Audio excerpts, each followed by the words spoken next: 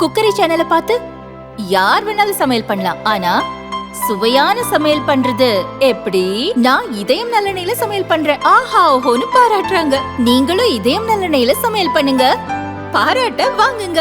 தினம் தோறும் வாங்குவே இதயம் இதயம்.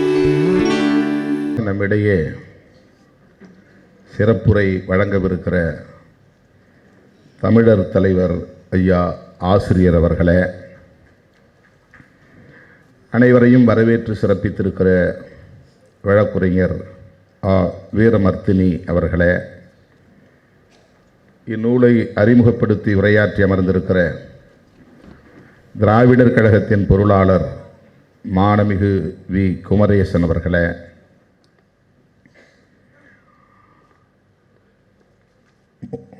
இந்த நூலின் ஆசிரியர் மூத்த பத்திரிகையாளர் பெருமதிப்பிற்குரிய தோழர் மனு, இதனை தமிழில் மொழிபெயர்த்து தமிழ் சமூகத்திற்கு வழங்கியிருக்கிற மூத்த ஊடகவியலாளர் பெருமதிப்பிற்குரிய தோழர் ஆர் விஜயசங்கர் அவர்களே, மற்றும் இந்நிகழ்வில் பங்கேற்று இதனை சிறப்பித்துக் கொண்டிருக்கிற தமிழ் சொந்தங்களே, உங்கள் அனைவருக்கும் என்னுடைய பணிவார்ந்த வணக்கத்தை தெரிவித்துக் கொள்கிறேன். தம்பி பிரின்ஸ் என்ஆர்எஸ் அவர்கள் சொன்னதைப் போல இந்த நிகழ்வில் நான் பங்கேற்க வேண்டும் என்று ஏற்பாட்டாளர்கள் கருதியதை விட நான் பெரிதும் விரும்பினேன். தோழர் விஜயசங்கர் அவர்களிடத்திலே நான் பேசுகிற போது 2-3 நாட்களுக்கு முன்னால் வந்து இந்த நூலை என்னிடத்திலே வழங்கிய போது இதனை நாம் அறிமுகப்படுத்த வேண்டும், அந்த விழாவில் நான் பங்கேற்க வேண்டும் என்கிற விருப்பத்தை தெரிவித்திருந்தேன். ஏற்பாடு செய்வோம் என்று சொல்லிவிட்டு போனார். நான் என்னுடைய திட்டப்படி இன்றைக்கு வெளிநாடு போவதாக ஏற்பாடாகியிருந்தது. 2 நாட்களுக்கு முன்பு தோழர் விஜயசங்கர் அவர்கள் தொலைபேசியிலே தொடர்பு கொண்டு 11ஆம் தேதி இந்த நிகழ்வில் பங்கேற்க இயலுமா, பெரியார் திடலில் பகுத்தறிவாளர் கழகம் இதை ஒருங்கிணைக்கிறது என்று சொன்னதும் நான் என் பயணத் திட்டத்தையே மாற்றிக்கொண்டேன். ஜெர்மனி போய் அங்கிருந்து லண்டன் போவதாக திட்டமிட்டிருந்தோம். இப்போது ஜெர்மனிக்கு போவதை நான் தவிர்த்து விட்டு இந்த நிகழ்வில் பங்கேற்பதுதான் முக்கியமானது என்று உங்கள் முன்னால் நிற்கிறேன். இதை மகிழ்ச்சியோடு தெரிவிப்பதில் பெருமைப்படுகிறேன். தோழர் விஜயசங்கர் அவர்கள் மிகவும் முற்போக்கான சிந்தனையாளர். அவருக்கு கடவுள் நம்பிக்கை உண்டு என்றாலும் அவர் நம்மவர்தான். தெய்வ செயலின் மீது அவருக்கு நம்பிக்கை உண்டு என்றாலும் கூட அவர் நம்முடைய ஆசிரியர் அவர்களுக்கு உற்ற துணையாக நிற்பவர். நம்முடைய திராவிட அரசியலை முன்னெடுத்து செல்வதிலே துணையாக நிற்பவர். நம்முடைய நிகழ்வுகளில் பல நிகழ்வுகளில் அவர் பங்கேற்றிருக்கிறார். நான் PhD பண்ணுகிற போது அவருடைய உதவியை நாடி இந்து அலுவலகத்திற்கு சென்றபோது எனக்கு மிகப்பெரிய அளவிலே உதவி செய்தார். அவருக்கு நான் நன்றி சொல்ல கடமைப்பட்டிருக்கிறேன். மனோஜ் மிட்டா அவர்கள் ஆங்கிலத்தில் இந்த நூலை எழுதி வெளியிட்ட போது அந்த வெளியீட்டு விழாவிலே என்னால் பங்கேற்க இயலவில்லை. நம்முடைய கட்சியின் பொதுச் செயலாளர் தோழர் ரவிக்குமார் அவர்கள் பங்கேற்றதை இங்கே நினைவு கூர்ந்தார். அவர் இந்த புத்தகத்தை தொடர்ந்து கையிலேயே வைத்திருப்பார். விமானத்தில் பயணிக்கிற போதெல்லாம் இதை அவர் படித்து கொண்டு வருவதை நான் பார்த்திருக்கிறேன். எனக்கும் அந்த புத்தகம் கிடைத்தது. இது தமிழில் வந்தால் நலமாக இருக்குமே என்கிற எண்ணம் எனக்கு மேலிட்டது. நாம் எல்லாம் திராவிட அரசியலை மேலும் தீவிரமாக முன்னெடுத்து செல்ல வேண்டும். திராவிடர் கழகம் சமூக நீதிக்கான பாதுகாப்பு அரண் என்கிற கருத்துக்கு வலு சேர்க்கிற ஒரு ஆவணமாக இந்த புத்தகம் இருக்கிறது. சாதி பெருமை என்கிற மனோஜ் மிட்டா அவர்கள் எழுதியிருக்கிற இந்த புத்தகம் சராசரியான ஒரு சமூகவியல் வெறும் தரவுகளை திரட்டி தொகுத்து தருகிற நூல் அல்ல. மிக ஆழமான ஆய்வுகளை மேற்கொண்டிருக்கிறார். இந்த ஒரு தொகுப்பை கொண்டு வருவதற்கு அவருக்கு 7 ஆண்டுகள் பிடித்திருக்கிறது. அவர் தன்னுடைய முகப்புரையிலே சொல்லுகிறார், 1984 நடந்த டெல்லி படுகொலை குறித்து ஒரு நூலை நான் வெளியிட்டேன். அதன் பிறகு 2002ஆம் ஆண்டு நடைபெற்ற குஜராத் படுகொலை தொடர்பான ஒரு புத்தகத்தை வெளியிட்டேன். மூன்றாவதாக நான் எழுத நினைத்தது இந்தியா முழுவதும் விளிம்பு நிலை மக்களுக்கு எதிராக நிகழ்த்தப்படுகிற வன்கொடுமைகளை தொகுக்க வேண்டும் என்பதுதான். அது குறித்து நான் ஆய்வுகளை மேற்கொள்ள முனைந்தேன். சுதந்திர இந்தியாவில், அதாவது நாடு விடுதலை பெற்ற பிறகு, சாதி குறித்தும் தீண்டாமை குறித்தும் சட்டமன்றங்களிலும் அரசியல் நிர்ணய சபையிலும் என்ன விவாதங்கள் நடந்திருக்கின்றன என்பது குறித்து நான் ஆய்வு செய்ய முற்பட்டேன். எனக்கு பெரும் அதிர்ச்சி காத்திருந்தது. இதுவே இப்படி இருக்கிறது என்றால், நாடு விடுதலை பெறுவதற்கு முன்பு காலனி இந்தியாவில், அதாவது பிரிட்டிஷ் இந்தியாவில், இது குறித்து என்னவெல்லாம் விவாதங்கள் நடந்திருக்கின்றன என்பதை ஆய்வதற்கு நான் உட்பட்டேன். எனக்கு ஏராளமான ஆவணங்கள் கிடைத்தன, தரவுகள் கிடைத்தன. அவையெல்லாம் பொக்கிஷங்கள் என்று சொல்லுகிறார். அவ்வளவு இன்ஃபர்மேஷன்ஸ். அதிலே எனக்கு என்ன தோன்றியது என்றால், 1947 இந்த நாடு விடுதலை பெறுவதற்கான போராட்டம் தீவிரமடைந்திருந்தது. நாடும் விடுதலை பெற்றது. இந்த நாட்டின் விடுதலையில் ஆர்வம் கொண்டிருந்த யாரும், விடுதலை போராட்ட வீரர்கள் யாரும், சாதி என்கிற சமூக கூறு குறித்து எதுவும் சிந்திக்கவில்லை என்பதுதான் எனக்கு அதிர்ச்சி. அந்த கோணத்தில் ஒருவரும் சிந்திக்கவில்லை, அதை பொருட்படுத்தவில்லை, சமத்துவ சிந்தனைகளை உயர்த்தி பிடிக்கவில்லை. நாடு விடுதலை அடைஞ்சா போதும், சாதியை ஒழிக்க வேண்டும் என்றோ, சாதியின் பெயரால் நிகழ்கிற பாகுபாடுகளை பற்றியோ, ஒடுக்குமுறைகளை பற்றியோ, வன்கொடுமைகளை பற்றியோ விடுதலை போராட்ட வீரர்கள் யாரும் சிந்திக்கவில்லை. இது எனக்கு பெரிய கவலையை தந்தது.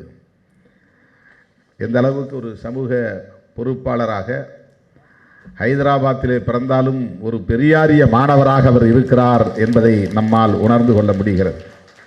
இந்த புத்தகம் தோழர் விஜயசங்கர் அவர்கள் சொன்னதைப் போல ஒவ்வொரு தலைப்பும் மிக ஆழமான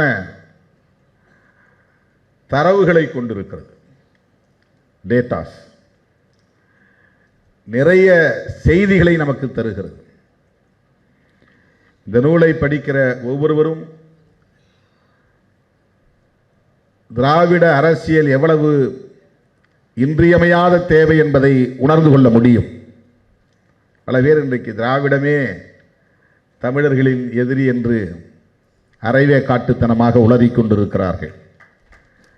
தேசிய பார்வை இல்லாமல் ஒரு குறுகிய பார்வை கொண்டு அணுகுகிற ஒவ்வொருவரும் அப்படித்தான் சிந்திப்பார்கள். அவர் ஒவ்வொரு தலைப்பின் கீழே கொண்டு வந்திருக்கிற செய்திகள் நமக்கு அதிர்ச்சி அளிக்கிறது. முகப்புரையிலே அவர் சொல்லுகிறார், ஏராளமான தரவுகளை திரட்டியிருக்கிறார். கலப்பு திருமண சட்டம் பிரிட்டிஷ் ஆட்சி காலத்திலே முதலாக வித்தல்பாய் பட்டேல் என்பவரால் தான் 1918 அறிமுகப்படுத்தப்பட்டது. ஒரு நூறாண்டுக்கு முன்பு. எங்கே? மத்திய சட்டமன்றம். மத்திய சட்டமன்றம்னா டெல்லியில் இருக்கக்கூடிய இன்றைய பார்லிமெண்ட். அப்போ அதுக்கு சென்ட்ரல் அசம்பிளின்னு தான் பேர். சென்ட்ரல் லெஜிஸ்லேட்டிவ் அசம்பிளின்னு தான் அதுக்கு பேர். அப்புறம் தான் அது கான்ஸ்டிடியூண்ட் அசம்பிளியாக மாறிச்சு. அதுக்கு பிறகு அது பார்லிமெண்ட்டாக மாறி இருக்கு. 1918 அம்பேத்கர் என்கிற ஒரு ஃபேக்டர் இந்தியாவில் பெரிய தாக்கத்தை ஏற்படுத்தவில்லை. அம்பேத்கரிய அரசியல் என்பது அப்போது முளைத்தெழாத காலம். அவர் அந்த சிந்தனை கொண்டிருந்தார், நூல்கள் எழுதினார், போராட்ட களத்தில் இருந்தார் என்றாலும் கூட அவருடைய தாக்கம் இல்லாத காலத்தில் இத்தகைய சிந்தனையாளர்களும் இருந்திருக்கிறார்கள். அதிலே ஒருவர் விதல்பாய் பட்டேல். நம்ம இந்த பட்டேல் கிடையாது, சர்தார் பட்டேல் கிடையாது. பட்டேலுங்கிறது ஒரு சாதி பெயர் தான். இருந்தாலும் கூட சாதி ஒழிப்பு சிந்தனை என்பது அவ்வப்போது ஆங்காங்கே முகிழ்த்திருக்கின்றன. இப்போது அவர் அதை சொல்லிக்கொண்டே வருகிற போது இந்த ஆய்விலே எனக்கு என்ன தோன்றியது என்றால், பாகுபாட்டு உணர்வின் அடிப்படைகளை நான் புரிந்து கொள்ள வேண்டும், சுதந்திர இந்தியாவில் எப்படி இருந்தது என்பது குறித்து குற்றவியல், குடிமையியல் சட்டங்களை எல்லாம் ஆயத் தொடங்கினேன். அது குறித்த விவாதங்களையும் ஆயத் தொடங்கினேன். அப்போது எந்த அளவுக்கு இவர்கள் சாதிய கூறுகளை உதாசீனப்படுத்தியிருக்கிறார்கள், புறந்தள்ளி இருக்கிறார்கள் என்பதை காண முடிந்தது.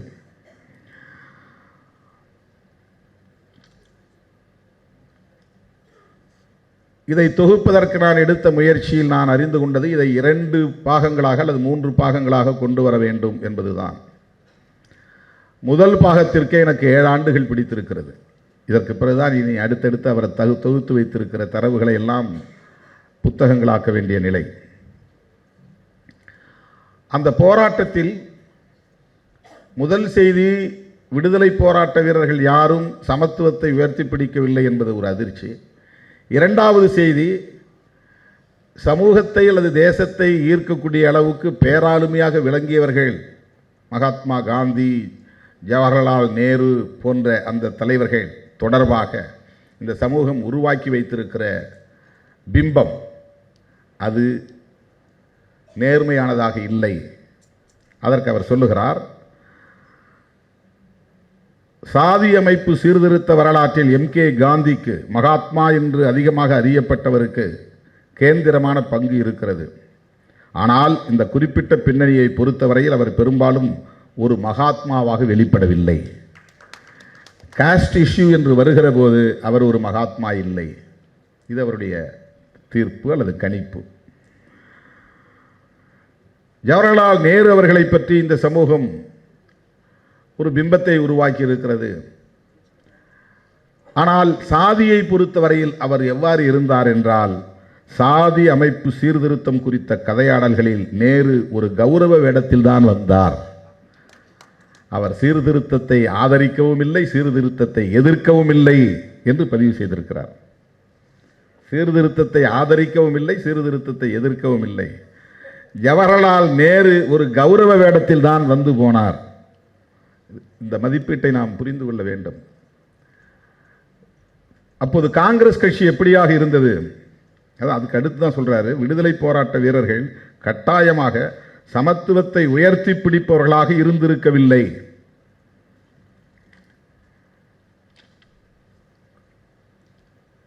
இப்படி அவர் சொல்லிக்கொண்டே வருகிற நிலையில் காங்கிரஸ் தீர்மானம் நிறைவேற்றுகிறது. அப்போது அம்பேத்கர் பெரிய ஆளுமையாக வளர்ந்திருக்காத காலம். தீண்டாமை கூடாது என்கிற தீர்மானத்தை நிறைவேற்றினார்கள். ஆனால் சாதி கொடுமைகள் குறித்தோ, கோயில் நுழைவு குறித்தோ, கலப்பு திருமணம் குறித்தோ எந்த ஒரு நிலைப்பாட்டையும் அவர்களால் எடுக்க முடியாத நிலை இருந்தது. அது குறித்து அவர்களுக்கு எந்த ஒரு ஐடியாவும் கிடையாது. காங்கிரசுக்கு அப்படி ஒரு உளவியல் இருந்தது என்று அவர் குறிப்பிடுகிறார். புரட்சியாளர் அம்பேத்கர் அவர்களை பற்றி அவர் எழுதுகிறார், இந்த விஷயத்தில் அவர்களை விட பீம்ராவ் ராம்ஜி அம்பேத்கர் அதிகமான பங்கு வகித்தார் என்பது உண்மை என்றாலும் கூட அவர் விஷயத்திலும் ஆச்சரியங்கள் இல்லாமல் இல்லை. அரசியலோ அல்லது அரசியல் நிர்ணய சபையிலோ அங்கம் வகிக்காத காலத்தில் கூட அவர் செய்த அதிகம் அறியப்படாத பங்களிப்புகள் சிலவற்றின் மீது இந்த நூல் வெளிச்சம் பாய்ச்சுகிறது. அவர் எந்த மாதிரி அவர் போராடி இருக்கிறார், அவர் எம்பியாக இருந்த காலத்தில் அல்லது இல்லாத காலத்தில், எம்எல்சியாக இருந்த காலத்தில் இல்லாத காலத்தில் எப்படியெல்லாம் அவர் போராடி இருக்கிறார் அப்படிங்கிற விஷயங்களை பேசுகிறேன். அதில் அவர் எவ்வளவு அறிவு கூர்மையுடன் நடந்திருந்தாலும் கூட அதன் சட்ட அம்சங்கள் குறித்த புரிதலில் ஒன்றுக்கும் மேற்பட்ட தருணங்களில் தடுமாறி இருக்கிறார் என்றும் அம்பேத்கர் அவர்களை பற்றியும் அவர் ஒரு கிரிட்டிசிசம் வைத்திருக்கிறார். இவருடைய நூல் எந்த அளவுக்கு ஆழமான பாரபட்சம் இல்லாத, அதாவது ஒரு சார்பில்லாத ஆய்வை கொண்டிருக்கிறது என்பதற்காக சொல்லுகிறேன்.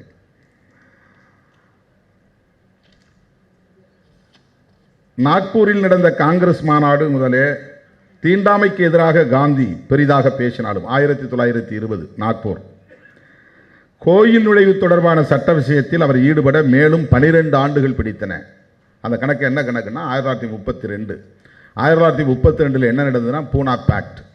பூனா பேக்டில் அம்பேத்கர் தன்னுடைய கோரிக்கையை தளர்த்தி கொண்டார். அவருடைய கோரிக்கைகளை தளர்த்தி கொண்டு காந்தியின் உயிரை காப்பாற்ற வேண்டும் என்பதற்காக அந்த ஒப்பந்தத்திலே கையெழுத்திட்டார். அதை ஈடு செய்வதற்காக ஒப்புக்கு காந்தி கோயில் நுழைவு பற்றி கொஞ்சம் பேசினார், அவ்வளோதான். அதில் சொல்கிறார், கைமாறாகத்தான், அதாவது சர்ச்சைக்குரிய தனி வாக்காளர் தொகுதி உரிமையை தன் அழுத்தத்தின் காரணமாக அவர்கள் கைவிட்டதற்கு, அவர்கள்னா அம்பேத்கரை சார்ந்தவர்கள் கைவிட்டதற்கு கைமாறாகத்தான் கோயில் நுழைவு பிரச்சனை குறித்து காந்தி பேசினார்.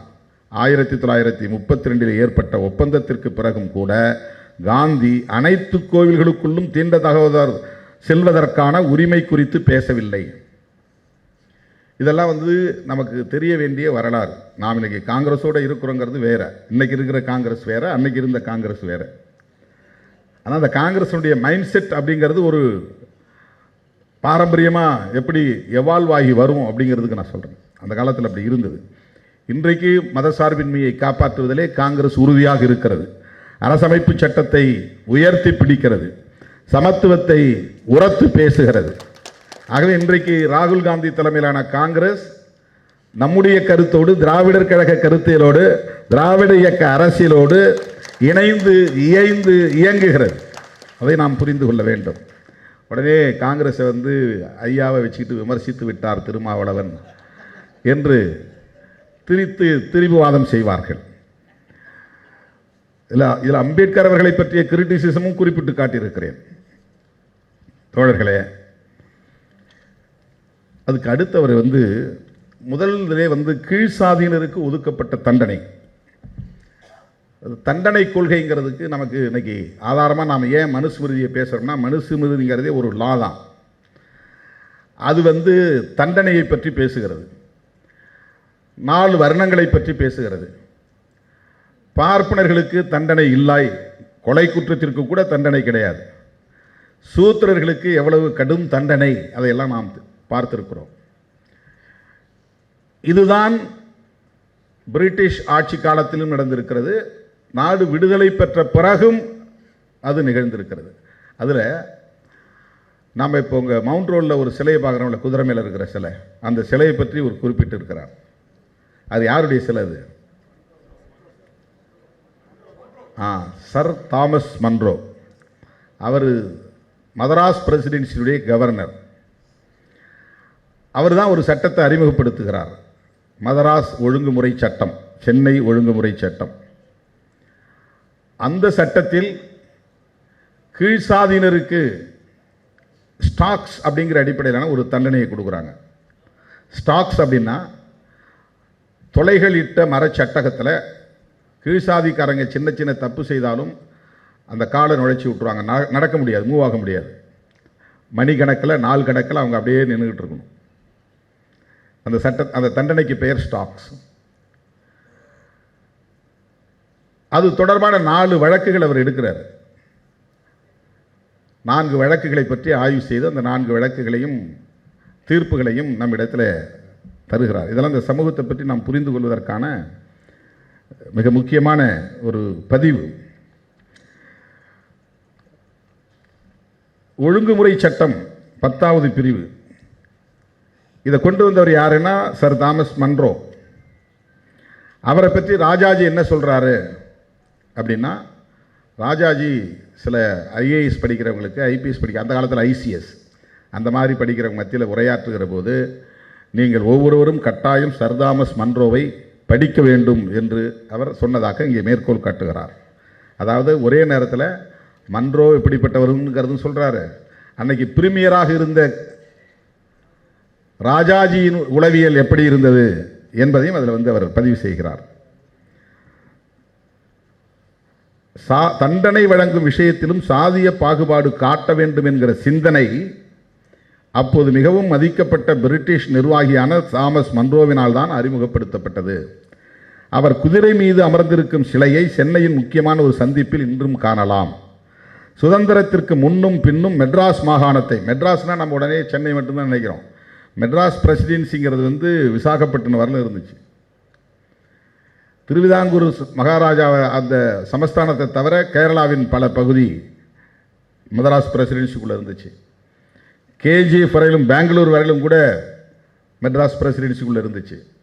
சித்தூர் இதெல்லாமே இதெல்லாம் சேர்ந்தது தான் மதராஸ் பிரசிடென்சி. மதராஸ் பிரசிடென்சி இருந்த காலத்தில் நான் தெலுங்கு பேசக்கூடியவங்க, கன்னடம் பேசக்கூடியவங்க அரசியலில் தீவிரமான ஈடுபாடு கொண்டிருந்தாங்க. அதனால் அவங்க எப்படி முதலமைச்சரானார்கள், அவங்க எப்படி அதிகாரத்துக்கு வந்தாங்க, தமிழர்கள்லாம் ஏமாந்து போயிட்டாங்க அப்படின்னு நான் பேசுகிறோம். அப்படி இல்லை. மதராஸ் பிரசிடென்சின்னு ஒன்றா இருந்தது. அப்போ எல்லாரும் ஒரே மாகாணத்தை சார்ந்தவர்கள். இப்போ தமிழ்நாடுங்கிறது ஒரு மாநிலங்கிற மாதிரி Madras presidency, Bombay presidency, Kolkata presidency, central province, இதான் பிரிட்டிஷ் இந்தியா. இதை இல்லாத மற்ற பகுதி இந்தியா இருக்குது. அது என்ன இந்தியான்னா சமஷ்டி இந்தியான்னு சொல்லுவாங்க. இந்தியாவுக்குள்ளேயே பிரிட்டிஷ் ஆளாத பிற பகுதிகளும் இருந்தன. அதான் திருவிதாங்கூர் மகாராஜாவுடைய சமஸ்தானம், ஹைதராபாத் நிஜாமுடைய சமஸ்தானம், மைசூர் மகாராஜாவுடைய சமஸ்தானம், இந்த மாதிரி பல பகுதிகள் பிரிட்டிஷ் ஆட்சிக்கு கட்டுப்பட்டவர்களாக இருப்பாங்க. ஆனால் அவங்க ஆட்சி நிர்வாகம் இருக்காது. அந்த மாதிரியான பகுதி இருந்தது. இப்போ பிரிட்டிஷ் இந்தியானா இன்றைக்கி நாம் பார்க்குற ஒட்டுமொத்த இந்தியாவும் பிரிட்டிஷ்காரன் கண்ட்ரோலில் இருந்ததுன்னு அர்த்தம் கிடையாது. அந்த புரிதல் தான் அதோடு நம்ம சேர்த்து இந்த செய்திகள்லாம் புரிஞ்சுக்கணும். அதுக்காக நான் சொல்கிறேன். மெட்ராஸ்ன்னு சொன்னால் அவன் மதராசின்னு சொன்னாக்க தென்னைக்காரன் அர்த்தம் கிடையாது. மதராஸ் பிரசிடென்சியை சார்ந்தவன் அர்த்தம். அவன் தெலுங்கு பேசுகிறவனாகவும் இருக்கலாம், கன்னடம் பேசுகிறவனாகவும் இருக்கலாம், மலையாளம் பேசுகிறவனாகவும் இருக்கலாம், தமிழனாகவும் இருக்கலாம். மதராசின்னா அதான் பொருள். எந்த மொழியும் இந்த 4 மொழியில் எந்த மொழியும் அவன் பேசக்கூடியவனாக இருக்கலாம். மதராசினா சென்னையை சார்ந்தவங்களை மட்டும் புரிஞ்சக்கூடாது. இப்போ தான் சென்னை அது மொழிவாரி மாநிலங்கள் பிரிக்கப்பட்ட பிறகு எஞ்சிய பகுதி மெட்ராஸ்னே இருந்துருச்சு. இந்த மெட்ராஸ் பிரசிடென்சி அறிவிச்சதுனால ஒவ்வொருத்தரும் சாதியிலிருந்து வெளியேறி போன பிறகு எஞ்சியவர்களுக்கு ஒரு சாதி இருக்கும். அந்த பழைய சாதி பெயர் அப்படியே நின்று போயிடும். அதுக்கு ஒரு உதாரணம் இங்கே முக்கியமாக நான் அடிக்கடி மேடையில் சொல்கிற கருத்துக்கு இங்கே அவர் ஒரு வலு சேர்த்திருக்கிறார். அதை நான் பின்னால் சொல்கிறேன். இந்த ஒழுங்குமுறை சட்டம் என்ன சொல்லுதுன்னா, கீழ்சாதிக்காரங்களுக்கு அந்த சாதி அவன் மதம் மாறினா கூட 2 வழக்கு எடுக்கிறார். முதல் வழக்கு ஒரு முஸ்லீம், அவர் முஸ்லீமாக மாறிட்டார்.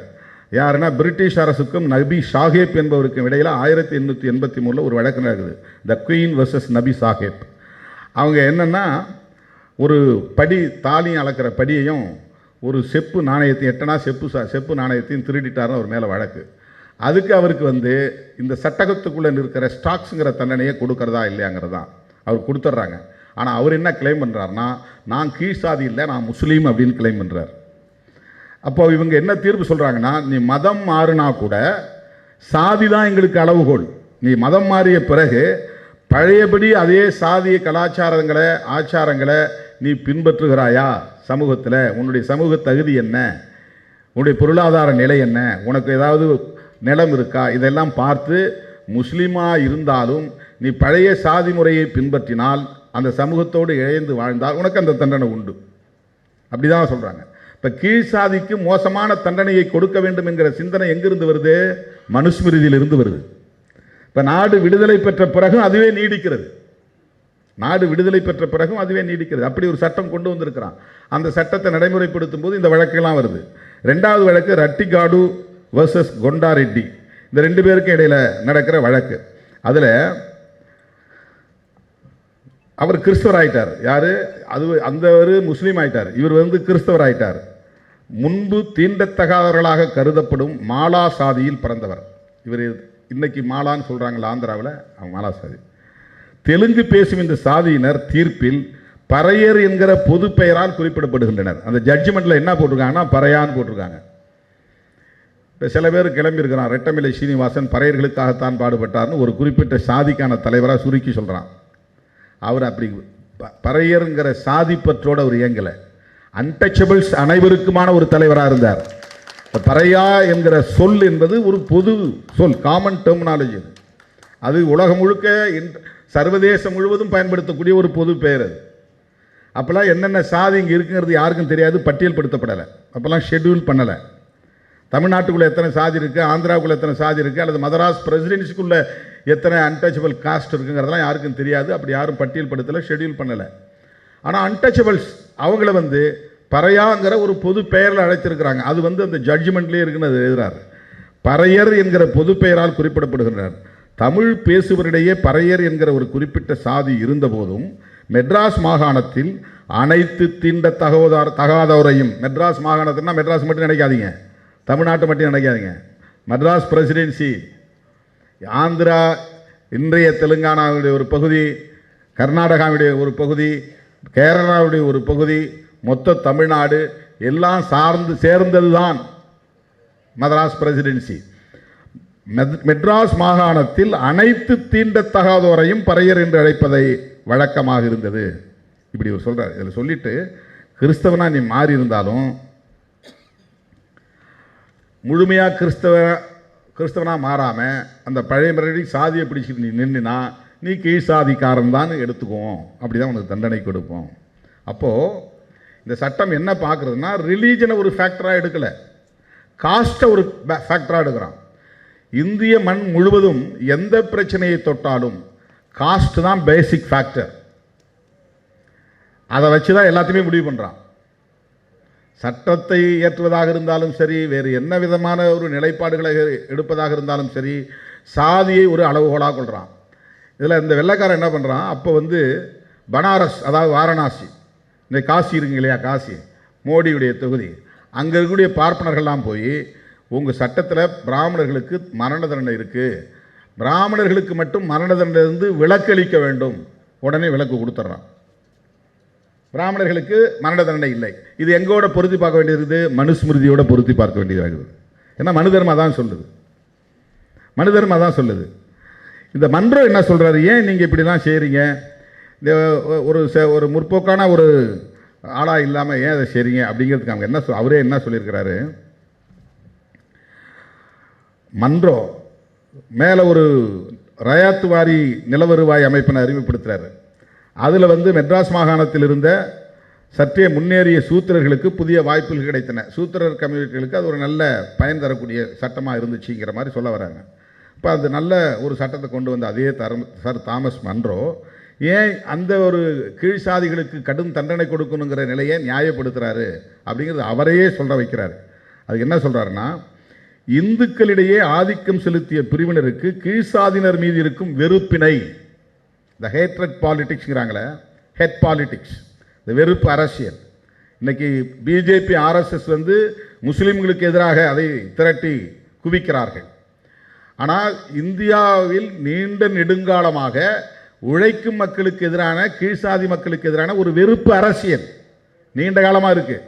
அந்த வெறுப்பினை தண்டனை கொள்கை மூலமாக நிறுவனப்படுத்துவதால் அவர்களின் ஆதரவையும் வென்றுவிடலாம் என்று நினைத்ததை குறிப்பால் உணர்த்துகிறார். இப்போ என்னென்னா, மேல் சாதிக்காரன் நமக்கு சப்போர்ட்டாக இருக்கணும்னா கீழ் சாதிக்காரனுக்கு நம்ம கடும் தண்டனை கொடுக்கணும். அப்போ தான் அவனை சாட்டிஸ்ஃபை பண்ண முடியும், அவனை திருப்திப்படுத்த முடியும்.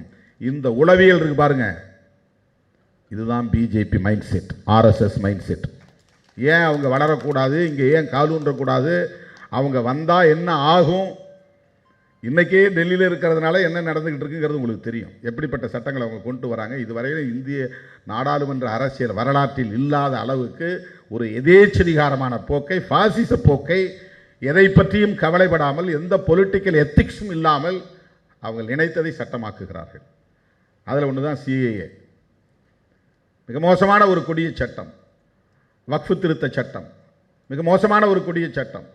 இப்படி சொல்லிகிட்டே போகலாம். இப்போ கொண்டு வந்திருக்கிற இந்த சட்டம் இப்போ நம்ம எதிர்த்தோமே, இப்போ எஸ்ஐஆர், எதை பற்றியும் அவங்க கவலைப்படல. எந்த பொலிட்டிக்கல் எத்திக்ஸும் அவங்களுக்கு கிடையாது. ஏன்னா அவங்க நினைச்சதை சாதிக்கணும். அவங்க என்ன நினைக்கிறாங்க அப்படின்னா, இந்த கீழ்சாதிக்கு எதிரான வெறுப்பு. கீழ்சாதினா என்ன, பிராமணர்களை பொறுத்தவரை நாம் 4 வர்ணம்னு சொல்கிறோம், பிராமணர்களை பொறுத்தவரையில் 2 வர்ணம் தான், பிராமணர் சூத்திரர், அவ்வளோதான். நாம் தான் திரும்ப திரும்ப 4 வரணும்னு சொல்லிகிட்டு இருக்கிறோம். அவங்க அதை அக்செப்ட் பண்ணுறது கிடையாது. இந்திய சமூக கட்டமைப்பில் 2 வர்ணம் தான். அதுக்கு என்ன காரணம் சொல்கிறான்னா, பரசுராமர் எல்லா சத்திரியர்களையும் கொண்டுட்டாருன்றான். பல்லாயிரக்கணக்கான மன்னர்களை எல்லாம் அவங்க குடும்பத்தோட இனப்படுகொலை செய்துட்டார் பரசுராமர். அது வந்து ஜெனோசைட். சத்திரியர்கள் பூரா அழைச்சியாச்சு அப்படின்னு. அப்புறம் பிராமணர்கள் வந்து வைசியர்னு ஒரு சமூகம் இருக்குங்கிறத அவங்க ஒத்துக்கிறது கிடையாது. அப்படி ஒரு வர்ணம் கிடையாது. நான் உயர்ந்தவன், நீங்கள் எல்லாம் தாழ்ந்தவர்கள். இதுதான் பிராமணிக்கல் மைண்ட் செட், இதுதான் பிஜேபி மைண்ட் செட், இதுதான் ஆர்எஸ்எஸ் மைண்ட் செட். இதை புரிஞ்சுக்கணும்னா பெரியாரை படிக்கணும், இதை புரிஞ்சுக்கணும்னா இந்த நூலை படிக்கணும். இது ஏதோ நாம் பிராமணர்கள் மீது வெறுப்பு கொண்டு பேசுவதாக கருதக்கூடாது. அப்படி யாரும் நம்ம தனிநபரை வெறுக்கிறது இல்லை, அப்படி வெறுக்கிறது கிடையாது. தோழர் விஜயசங்கர் அவர்கள் இந்த மேடையிலே வந்து நம்மோடு அமர்ந்து ஐயா ஆசிரியர் அவர்களோடு இருந்து இந்த அரசியலை பேச முடிகிறது என்றால் கருத்தியல் ஒற்றுமை, கருத்தியல் ஒற்றுமை. இங்கே இந்த இடத்துல நம்ம யாரும் சாதி பார்க்கறது கிடையாது, வர்ணம் பார்க்கறது கிடையாது. அது கூடாது என்பது தானே. இப்போ சாதியவாதிகள்லாம் என்னை வந்து இவர் பொதுவான தலைவர் கிடையாது, இவர் தலித்து அப்படின்னு ஒதுக்கி முத்திரகுத்தை பார்க்குறான். இந்த தலித்துகளிலே இருக்கிறவன்லாம் எங்களெல்லாம் தலித்துன்னு சொல்லக்கூடாது, திருமாவளவன் பறையன் அப்படின்னு உத்தரகத்தை பார்க்குறான். பறையர்களே பிழைப்புவாதிகள் என்ன பண்ணுறான், இவர் பறையரே இல்லை, பறையருக்கு எதிரி அப்படிங்கிறான். இதெல்லாம் ஏன் சொல்கிறான்னா, நான் பெரியாரின் பிள்ளையாக இருப்பது தான் காரணம். நான் திமுகவை ஆதரிக்கிறேன்னா அதுக்கு வந்து திமுகவோடு இருந்து நம்ம பதவிக்கு வரலாங்கிறதுக்காக இல்லை. நான் பெரியார் பாசறையில் பயின்றவன் என்பதனால் திமுகவை நான் ஆதரிக்கிறேன், அவ்வளவுதான். Very simple. உடனே திமுகவுக்கு கொத்தடிமை, திமுகவிட்ட 2 சீட்டு 3 சீட்டு, அது கூட உன்னால் வாங்க முடியாமல் தான் நீ கிடைக்கிற வெளியில். ஒரே ஒரு கவுன்சிலர் சீட்டில் கூட உன்னால் ஜெயிக்க முடியலையே, அதில் என்ன பெருமை? பாலிடிக்ஸில் வந்து ஸ்ட்ராட்டஜி தான் முக்கியம். யாரோடு கூட்டணி சேரணும், எப்படி வெற்றி பெறணும், எப்படி அதிகாரத்தை பகிர்ந்து கொள்ளணும் அப்படிங்கிறதா வந்து ஸ்ட்ராட்டஜி. அந்த அடிப்படையில் தான் இன்னைக்கு வந்து தமிழ்நாட்டு அரசியல் வரலாற்றில், ஏன் தென்னிந்திய அரசியல் வரலாற்றில் இதுவரையில் நிகழ்த்த முடியாத சாதனையை விடுதலை சிறுத்தைகள் கட்சி நிகழ்த்தி இருக்கிறது. திராவிட முன்னேற்ற கழகத்தோடும் திராவிடர் கழகத்தோடும் இணைந்து பணியாற்றிய சூழலில் இந்த அதிகாரத்துக்காக நாங்கள் பணியாற்றலை. இப்போ கூட ஐயா அவர்கள் இந்த ஒரு புத்தகத்தை பிடிக்கும்போது, பிடிங்க 3வது குழல் சும்மா இருக்கக்கூடாது, இப்போ பிடிங்க அப்படின்னாரு. அதை உரிமையோடு சொல்கிறார், அந்த உணர்வோடு சொல்கிறார். இன்றைக்கு தமிழகத்தில் முதுபெரும் தலைவர், மூத்த தலைவர் அவர் தான் இன்றைக்கி நம்முடைய திராவிட அரசியலின் மையமாக இருக்கிறார். அவர் வந்து மனப்பூர்வமாக விடுதலை சிறுத்தைகளை 3வது குழல் என்று சொல்லுகிறார் என்றால் எந்த எதிர்பார்ப்பும் கிடையாது. என்னை திருப்திப்படுத்த வேண்டும் என்கிற தேவை அவருக்கு கிடையாது. கருத்தியல் அடிப்படையிலே அவர் திருமாவளவனையும் விடுதலை சிறுத்தைகளையும் முழுமையாக புரிந்திருக்கிறார், உணர்ந்திருக்கிறார், ஏற்றுக்கொண்டிருக்கிறார். அதுதான் முக்கியம். மனோஜ் மிட்டா அவர்கள் தமிழ்நாட்டிலே இருந்திருந்தால் ஒன்று திராவிடர் கழகத்திலே இருப்பார், இல்லை என்றால் விடுதலை சிறுத்தைகள் கட்சியிலே இருப்பார். அந்த பார்வை அவரிடத்திலே இருக்கிறது, அந்த தெளிவு அவரிடத்திலே இருக்கிறது. இதை நாம் புரிந்து கொள்ள வேண்டும். அதில் சர் தாமஸ் மன்றோ என்ன சொல்றாருன்னா, ஆதிக்கம் செலுத்தக்கூடிய சமூகத்தினரின் ஆதரவை பெறுவதற்கு தண்டனை கொள்கைகளை நிறுவனமயப்படுத்துவது அவசியமானது. இந்த மைண்ட் செட்டை புரிஞ்சுங்க. பிஜேபி தமிழ்நாட்டுக்குள்ள வளர்ந்தா என்ன ஆகும்? அது வெறும் சராசரியான அரசியல் கட்சி கிடையாது. இன்றைக்கு இந்த 10-11 ஆண்டுகளில் இந்தியாவிலே ஏற்பட்டிருக்கிற சரிவு என்பது, கருத்தியல் ரீதியாக ஏற்பட்டிருக்கிற பின்னடைவு என்பது ஈடுகட்டுவதற்கு இன்னும் 50 ஆண்டுகள் நாம் போராட வேண்டியிருக்கும். அவ்வளவு மோசமான சரிவை இந்த தேசம் சந்தித்திருக்கிறது. ரொம்ப மோசமான பிற்போக்குத்தனத்தை கொண்டு போயிட்டாங்க. லிஞ்சிங், சாதியின் பேரால எல்லா இடங்களும் கும்பலாக உள்ள பூந்து அடிக்கிறான். ஒரே ஒரு தலித் இளைஞர் ஏதோ தப்பு பண்ணா கூட ஒட்டுமொத்த சேரியை கொளுத்துறான். பல பேரை வெட்டி படுகொலை செய்கிறார்கள், கும்பலாக கொலை செய்கிறார்கள். விழுப்புரத்தில் 12 பேர், கீழ் வெண்மணியில் 44 பேர், மேலவளவில் 7 பேர், ஊஞ்சனையில் 5 பேர். இப்படி ஒரு கும்பலாக ஒடுக்கப்பட்ட மக்களை எந்த காரணமும் இல்லாமல் வெறும் ஆதிக்க வெறி, அவ்வளவுதான், சாதி வெறி. அது இப்போது எப்படி பாதுகாக்கப்படுகிறது, பராமரிக்கப்படுகிறது என்றால் சாதி பெருமை என்கிற அடிப்படையில் அது ஊக்கப்படுத்தப்படுகிறது. காஸ்ட் பிரைட், ரொம்ப அருமையான ஒரு சொல்லாடலை மனோஜ் மிட்டா அவர்கள் கையில் எடுத்து அதை ஒரு நூலுக்கு தலைப்பிட்டு இருக்கிறார். I would like to appreciate his ambition. to expose the caste terrorism in our nation. சாதிய பயங்கரவாதத்தை அம்பலப்படுத்துவதற்காக அவர் கையாண்டிருக்கிற இந்த சொல்லே அவர் எந்த அளவுக்கு தெளிவாக இருக்கிறார் என்பதை நம்மால் புரிந்து கொள்ள முடிகிறது. அதை புரிஞ்சுக்கிறதுக்கே நமக்கு ஒரு பார்வை தேவை. இன்னைக்கு என்ன பண்ணுறாங்க எல்லாரும், நாங்கள் ஆண்ட சாதி, நாங்கள் இந்த சாதி இல்லை அந்த சாதி இல்லை. உன்னுடைய நிலம் பறி போகிறது, உன்னுடைய மொழி சிதைக்கப்படுகிறது, உன்னுடைய பாரம்பரிய கலாச்சாரம் சிதைக்கப்படுகிறது. மெல்ல மெல்ல எல்லாவற்றையும் அவர்கள் கபலீகரம் செய்து வருகிறார்கள். அதை பற்றி உனக்கு கவலை இல்லை. புதிய புதிய சட்டங்களை கொண்டு வந்து உன் எதிர்கால சந்ததிகளை நசுக்க பார்க்கிறார்கள், அடிமைப்படுத்த பார்க்கிறார்கள். அதை பற்றி இவனுக்கு பார்வையே கிடையாது. நான் ஆண்ட வம்சம், அரச வம்சம். இந்த சாதி பெருமையை ஊக்கப்படுத்துகிற இயக்கம் ஆர்எஸ்எஸ், சங் பரிவார் அமைப்புகள். ஏன் அதை பண்ணுறான்னா ஒன்று புரிஞ்சுக்கணும். முஸ்லீம்கிட்ட குர்ஆனை கொடுத்து படி அப்படின்னு சொன்னால் அவன் போதும், அவனுக்கு அல்லாஹ் ஒருவரே போதும் அப்படின்னு வந்து போயிடுவான். ஈஸியாக அவனை கன்சால்டேட் பண்ண முடியும். அல்லாவை சொல்லி கன்சால்டேட் பண்ண முடியும், ஒருங்கிணைக்க முடியும். கிறிஸ்தவன்கிட்ட இயேசுவையோ அல்லது மாதா அம்மாவையோ சொல்லி ஒருங்கிணைக்க முடியும். இந்துக்களிடத்தில் யாரை சொல்லி ஒருங்கிணைப்ப? எந்த கடவுளை சொல்ல முடியும்? நான் கிரிட்டிசைஸ் பண்ணல, இது கட்டாயமாக நம்ம விவாதிக்க வேண்டிய ஒன்று, பண்ண முடியாது. கடவுளை சொல்லி இவர்களை ஒருங்கிணைக்க முடியாது. அவங்களுக்கு இருக்கிற மாதிரி ஒரு பொது நூல், ஒரு நூல், புனித நூல் எதுவும் இல்லை. இங்கே பைபிளை கொடுக்கலாம், இங்கே குர்ஆனை கொடுக்கலாம், இங்கே என்ன கொடுப்ப? ஒன்றும் இல்லை. இப்போ இங்கே ஃபவுண்டரும் கிடையாது, உனக்கு ஹோலி புக்கும் கிடையாது, ஹோலி டெக்ஸ்டும் கிடையாது. இந்துக்களை ஒருங்கிணைப்பதற்கு ரொம்ப ரொம்ப முக்கியமான ஒரு தேவை என்னன்னா சாதி பெருமை தான். Caste pride is a factor to consolidate Hindus. இந்துக்களை ஒருங்கிணைப்பதற்கு சாதி பெருமை வேணும். அப்போ சாதி, அதை தான் இவனுங்க குடிப்பெருமைன்னு சொல்கிறாங்க. அதனால தான் பிஜேபி டீம் நாம் சொல்கிறோம். அது என்ன குடிப்பெருமை? சாதியை ஒழிக்கணும்னு தான் நான் சொல்லணும். அதில் பெருமைப்படுவதற்கு என்ன இருக்கிறது? சாதியிலே பெருமைப்படுவதற்கு என்ன இருக்கிறது? சாதி பெருமை என்றாலும் குடிப்பெருமைனாலும் ஒன்று தான். சாதி பெருமிதம் என்பது ஒவ்வொரு சாதியும் நான் வேறங்கிற உணர்வை உண்டாக்குது. அந்த உணர்வு வந்த பிறகு அவனுக்கு இந்துங்கிற உணர்வு மேலோங்கும். இந்துங்கிற உணர்வு வரணும்னா சாதி உணர்வு இருந்தால் தான் வரும். சாதி உணர்வு விட்டு தமிழன் நாம் சொன்னால் அவனுக்கு இந்துங்கிற உணர்வு வராது. ஏன்னா சாதி உணர்வு இல்லாத போது இந்து உணர்வு வராது. இந்த உணர்வை, சாதி உணர்வை சிதைக்கிற ஒரு அரசியலாக, வலிமை பெற்ற ஒரு அரசியலாக திராவிடியன் பாலிடிக்ஸ் இருந்தது. இதை பெரியாரை எதிர்க்கிறோம்ங்கிற பெயரில், திமுகவை எதிர்க்கிறோம் என்கிற பெயரில் ஒட்டுமொத்தமாக ஆரிய எதிர்ப்பு கொள்கையாக இருந்த, பார்ப்பனிய எதிர்ப்பு கொள்கையாக இருக்கிற திராவிட அரசியலையே சிதைக்க பார்க்கிறார்கள். திராவிட அரசியலை எதிர்க்கிறார்கள் என்றால் அம்பேத்கர் அரசியலை எதிர்க்கிறார்கள் என்று பொருள்.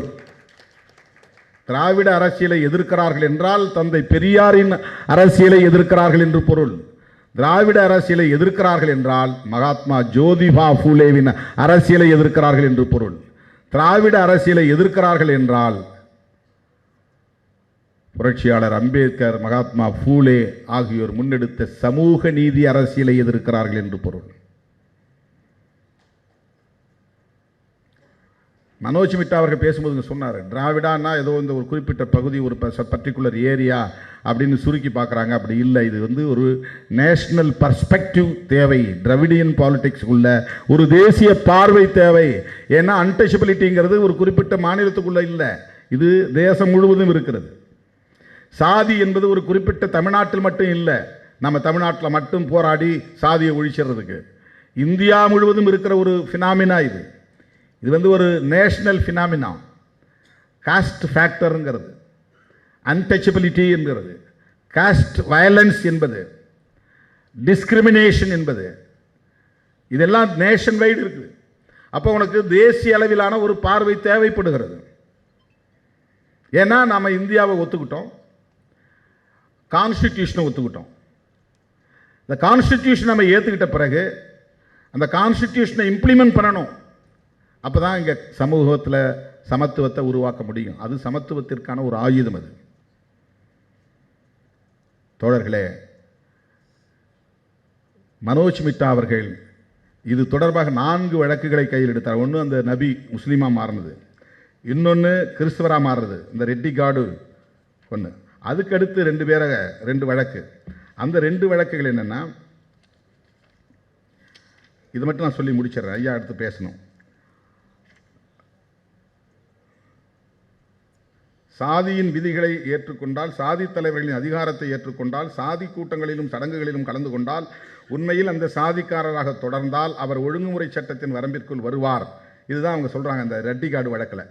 என்னென்னா, நீ கிறிஸ்டினாக மாறி இருக்கலாம், ஆனால் அந்த சமூகம் பின்பற்றக்கூடிய கூட்டங்களில் சடங்குகளில் கலந்துக்கினா நீ ஒழுங்குமுறை சட்டத்தின் கீழ் சாதின்னு கருதி உனக்கு அந்த சட்டகத்துக்குள்ளே நிற்கிற தண்டனையை தான் வழங்குவோம்.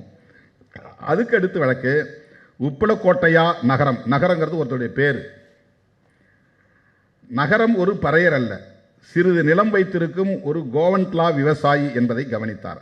அதில் அந்த துணைக்கோட்டை நடுவர் அவருடைய அஃபிடவிட்டை படிக்கிறார் போடுறது. அந்த படிப்பில் ஒரு பார்க்குறார், நகரம்னா ஒருத்தன் பேர், உப்பளக்கோட்டையா நகரம்.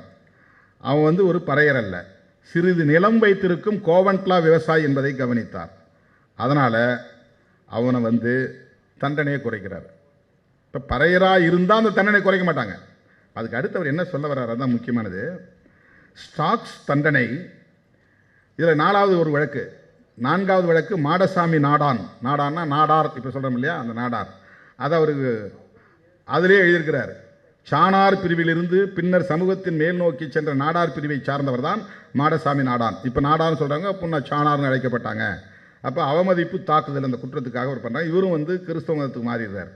ஆனால் இவருடைய தண்டனை இவர் இந்த அவமதிப்பு தாக்குதல் நடத்தினால அவருக்கு தண்டனை வழங்குறாங்க. இந்த 4 வழக்கை அவர் காட்டுறார். இந்த சட்டம் மதத்தை கூட ஒரு அளவுகோலாக வைக்கவில்லை, சாதியைத்தான் அளவுகோலாக வைக்கிறது. கீழ் சாதியாக இருந்தால் கடும் தண்டனை வழங்க வேண்டும். அதை உறுதிப்படுத்துகிற சட்டம் அந்த ஒழுங்குமுறை சட்டம். அந்த சட்டத்தை அறிமுகப்படுத்தியவர் சர் தாமஸ் மன்றோ. அவருடைய மைண்ட் செட் என்னவாக இருந்தது என்றால், நம்முடைய அரசாங்கத்திற்கு மேல் சாதி ஆதிக்க சக்திகள் ஆதரவாக இருக்க வேண்டும் என்றால் கீழ் சாதி மக்கள் மீது அவர்கள் கொண்டிருக்கிற வெறுப்பை தண்டனை கொள்கை மூலம் நிறுவனப்படுத்த வேண்டும். இதுதான் அவருடைய மைண்ட் செட். அதை இவர் இதில் நிறுவுகிறார். அதில் இது ரொம்ப முக்கியமான ஒரு செய்தி. ஸ்டாக்ஸ் தண்டனை பிறருக்கு வேண்டுமானால் இழிவானதாக இருக்கலாம், தமக்கு இல்லை என்று எண்ணும் அளவிற்கு இந்துக்களின் ஒரு பிரிவினரின் மனிதத்தன்மையை அழித்திருக்கிறது சாதி.